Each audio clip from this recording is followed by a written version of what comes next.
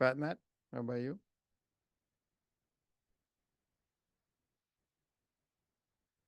Um, okay, let me share my screen.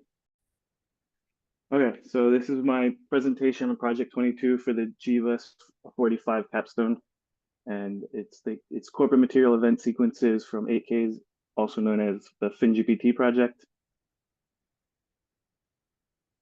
Okay, so this is our team that presented in November, and but I'm going to be focusing more on my contributions in this presentation, or the parts of the project that I was more involved with.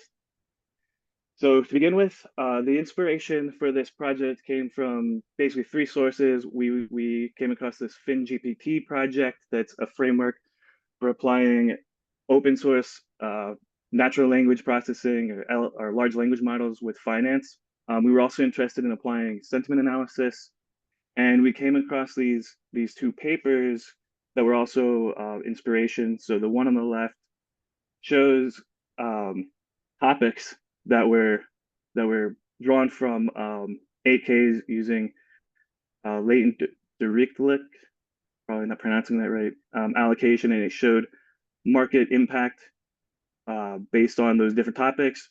And then there was another paper called Forecasting for Material Event Sequences from 8Ks, where they wanted to do something similar, but extract events of a business nature to tell and forecast the narrative of corporations, and much of our project was based off of that second paper.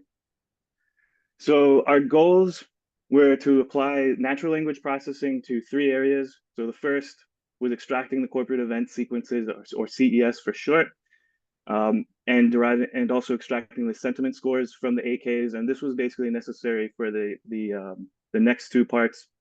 So the second one was forecasting the future corporate event sequences to basically predict the corporate narrative, and that could be useful not just for for predicting the market, but also for uh, basically corporate strategy and academics studying how corporations evolve and the decision making in corporations.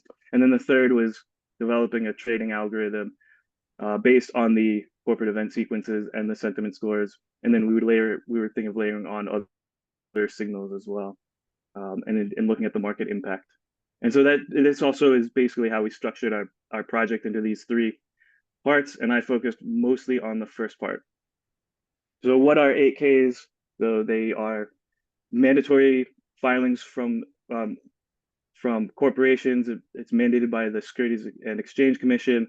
They tell important information for investors.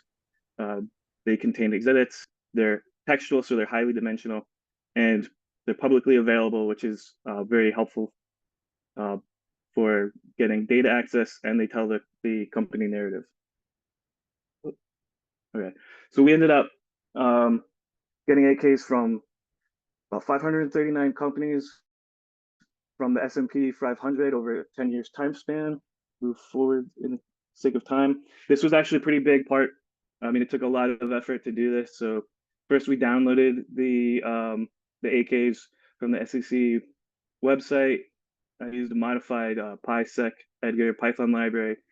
And then we had to clean them up. So we had to convert them from the HTML format to Markdown. We wanted to preserve the topic item format of the 8Ks.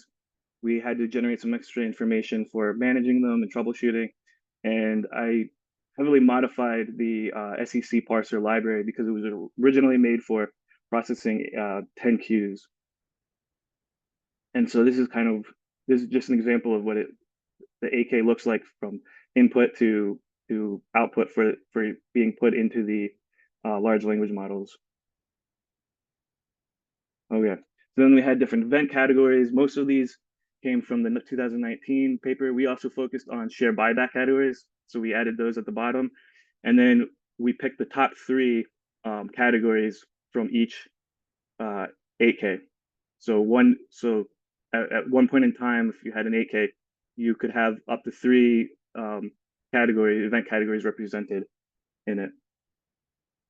Okay, so then I focused on using a large language model similar to FinGPT, and we did some initial experimenting and found that the resources were quite limited. So we used Lehigh's computing resources, and that's basically a heterogeneous cluster. We used Llama CPP and a Python library binding for it that allowed running on different kinds of setups, so GPUs and CPUs.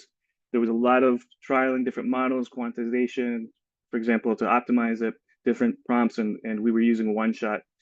And we ended up settling on this model instead of the FinGPT models because it just seemed to work better from our trialing. Um, in the re in the end, we got these results from the data. And so there were some other methods that we looked at as well. For example, BERT and fuzzy matching, which Fatma will talk more about later. We also did human categorization. So that required a lot of reading, manually reading and classifying the AKs so we could have something to compare against.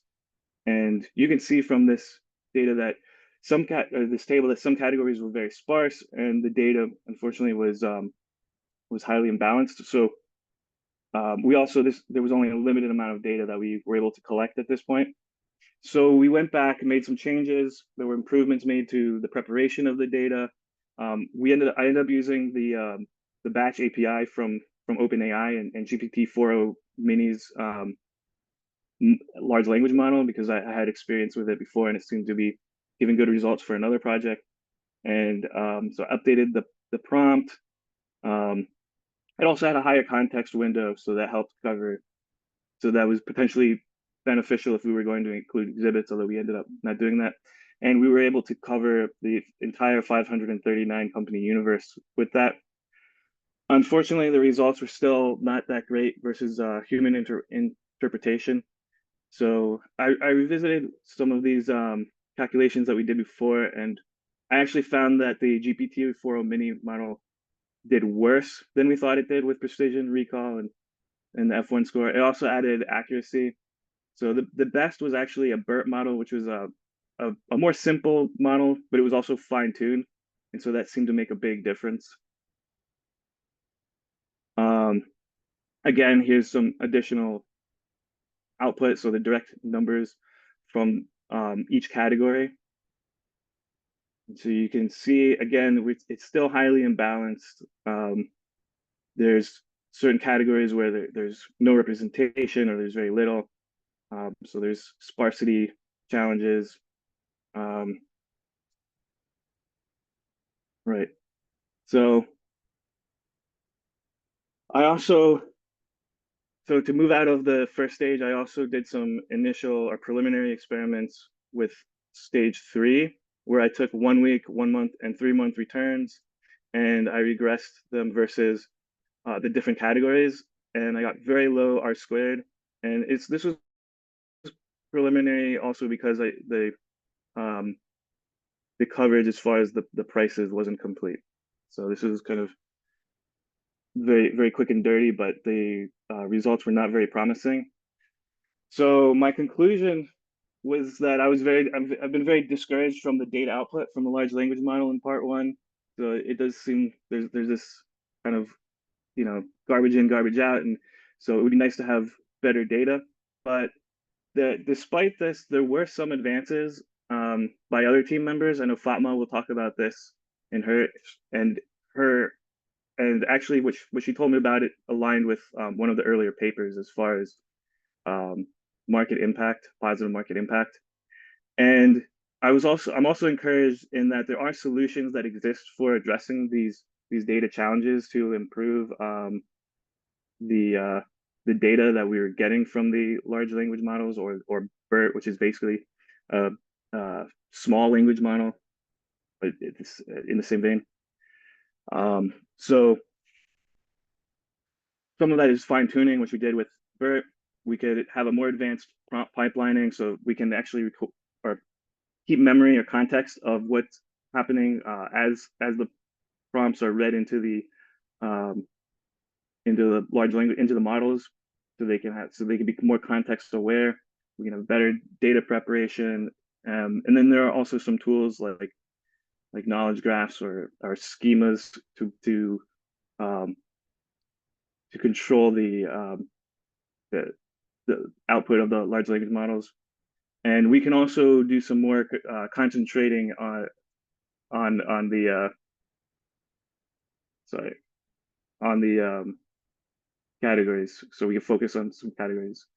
Um, Okay. that's it. So, thank you.